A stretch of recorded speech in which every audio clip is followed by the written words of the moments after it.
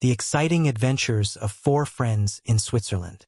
In a small village in the middle of a Swiss valley, four boys, Mark, Lucas, Eden, and Theo, set out to find the most beautiful place they had ever seen.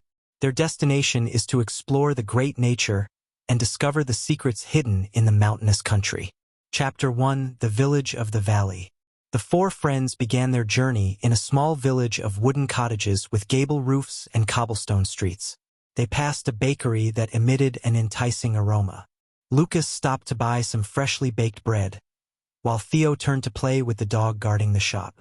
"Where should we go first?" Mark asked, pulling out a map. "I heard the locals talking about a big waterfall not far from here," Eden said excitedly. Chapter 2: The Magical Waterfall. After hiking through fields of flowers and old wooden bridges, they arrived at a beautiful waterfall. The crystal blue water cascaded down a steep cliff. The sound of the water hitting the rocks was deafening. "Wow, it's like a painting," Lucas exclaimed. Theo climbed up the rock and shouted, "How cold do you think the water is?"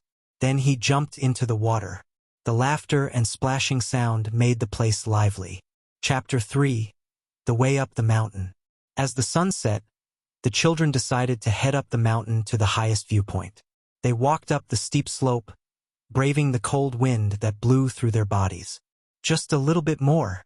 I can see the mountain," Eden shouted happily. When they reached the top, they looked down at a view that seemed unreal. Small villages were scattered in the middle of the valley. The emerald lake reflected the sunlight like a mirror. "This is too beautiful to be real," Mark whispered.